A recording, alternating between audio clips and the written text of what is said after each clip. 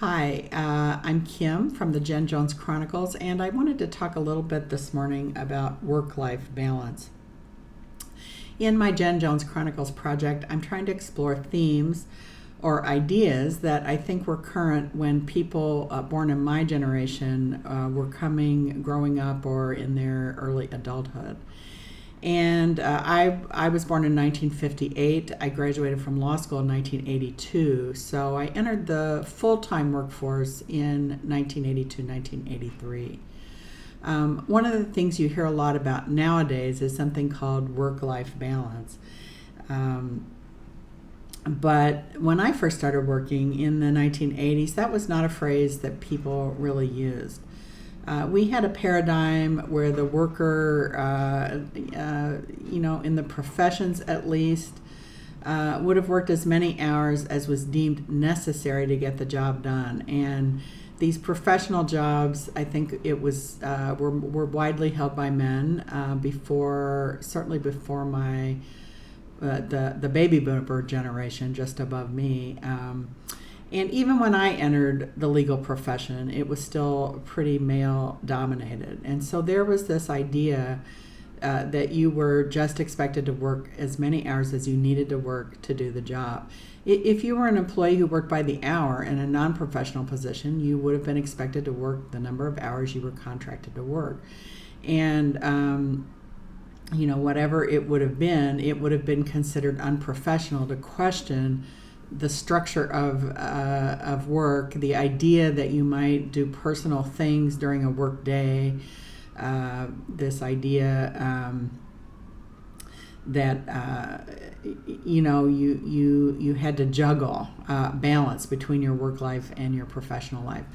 It's kind of interesting. We were recently in Melbourne, Australia, where we saw a monument to the 8-hour workday. That was, first devised through the activism of labor unions in Victoria, Australia. And at the top of the monument is the number 888. The idea was 8 hours of sleep, 8 hours of leisure, and 8 hours of work. But still, and that was considered very progressive at that time. That was a win, a victory for the worker.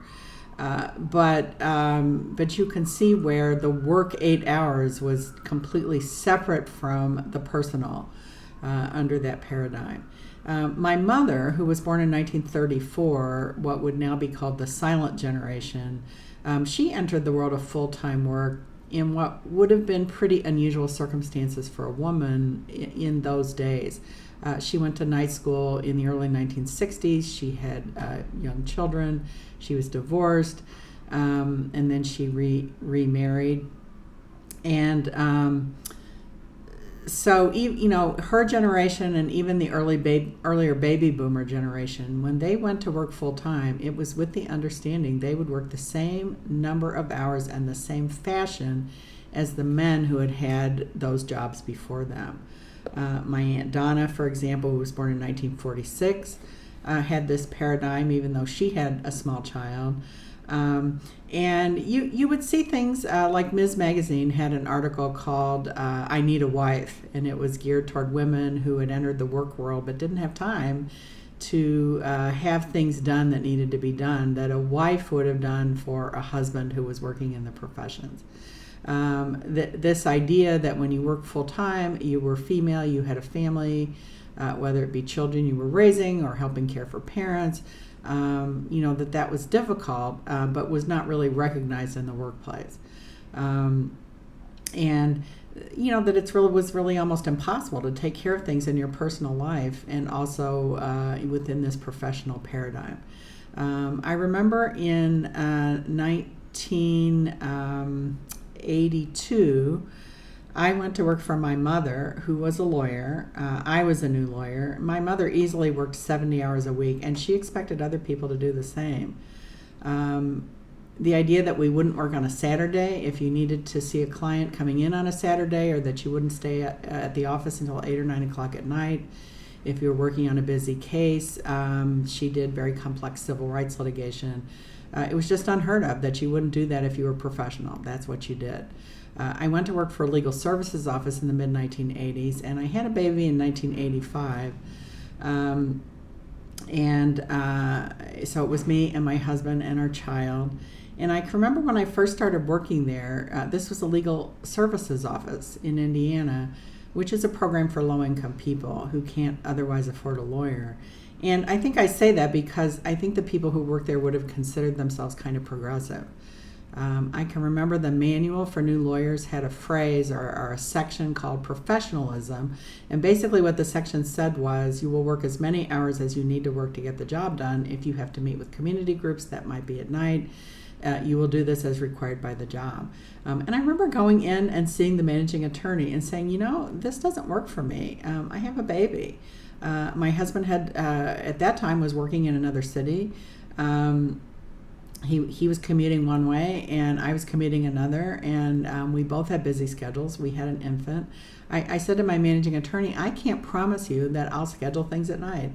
And I said also, we should be more thoughtful about this. I suggested to him this was a gender problem. And he said, well, we've not had other people bring this up. I said, well, if your lawyers have traditionally been men, or you had women who didn't have children, you wouldn't have heard from them. Or maybe they didn't want to say anything because you would think they were unprofessional. And this was the first time I remember having this conversation. That would have been in the early 80s. Some years later, I went to work in a law school, and I remember when I went to work for that program, there was something very similar. I had a female boss at the time, but she was very much the same idea that if you're professional, you work as many hours as it takes. And I can remember at the time I was commuting 50 miles each way to work. I had 2 children by then. One of them was 3 years old and in preschool. I remember taking time off to a preschool, like a little graduation ceremony, which I think was in the middle of an afternoon, and sort of feeling like that was considered unprofessional, that I would do that. I can remember as sort of a crisis moment a couple of years later. The children would have been maybe 4 and 6 or 3 and 5 years old. And the oldest one got chickenpox, which has a 14-day incubation period. Now, at this point, my husband had his own business, and he was the only one operating his store, so he couldn't take time off. And the daycare wouldn't let me keep them in daycare, either one of them, and so because our daughter had chickenpox and she was contagious. So I was being told, basically, you have to take 14 days off of work. I remember going in and talking to the person I was working with then. I was a clinical law teacher, and he had actually raised a couple of kids with his wife, and he was very understanding. His kids were older. He said, take as much time as you need. Now, this was before remote work would have been a thing, so I wouldn't have been able to do my work from home. And he said, take the 2 weeks. I'll cover for you. So, of course, what happened on the 13th of the 14 days, our son got chickenpox, and it was another 2 weeks. So I essentially took off a month of work, and my supervisor just covered. He said, I understand, it's fine. But I was really lucky. I don't know what I would have done otherwise. We didn't have family in the area. We couldn't really afford to hire somebody to stay with our sick, contagious children for a whole month.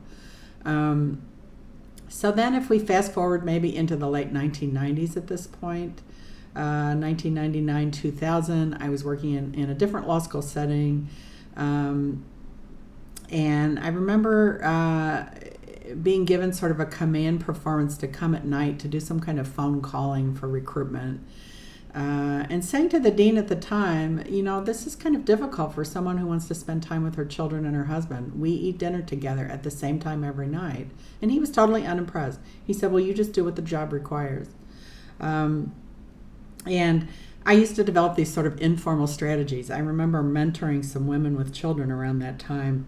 And I said, well, here's what I do. If there are a bunch of activities scheduled, judging a moot court or going to a reception or something like that, any of them that are in the morning or during the day, I always go every single time. Then I'll go to a night event once a semester. And that seems to satisfy people. It looks like I'm not shirking my work, but that way I'm not taking too much time away from my family. And this was not something I talked about with anyone except for these other women who had a similar problem. The other thing I remember in the early 2000s, I was the chair of a national section of clinical law teachers for a year, and I was involved in leadership with that group. And I can remember a lot of younger women, women my age and younger, maybe what we would now call Generation X women coming up, talking about issues they were having, trying to balance work and family life. And I think this is when this phrase started to be used, work-life balance. It's interesting when you talk to some people, they will say, well, this is kind of something the millennials invented, work-life balance. They're all demanding it. They come to work. They also want time with their families, and it's men and women. I'm saying, well, no, we wanted the same thing. We talked about it. The women talked about it. We talked about how we were not okay with it. We didn't want to be the superwoman who had to do it all. We wanted to spend time with our families, but we wanted to do a good job with work. And I do think that this is a way the Generation Jones kind of separated from the baby boomers in a way, because the boomers, I think male and female, tended to see professionalism as giving your all to your work. Whereas the Gen Jones people and those that came behind us, we were like, hey, we're willing to give a lot to our work, but we're not willing to give it all. We want some time for ourselves, for our families. As well. The only other thing I'm remembering, at one time in the early 2000s, I worked in an office with several other women, and I can remember we would help each other out a lot during the day. So I had a meeting one time, and my colleague who was on the same committee, we were both meeting, and I was like, I'm supposed to take James to the dentist, my son.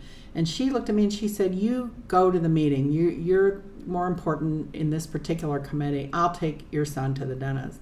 And we did that. We helped each other out because we recognized that the job didn't really have a place for that.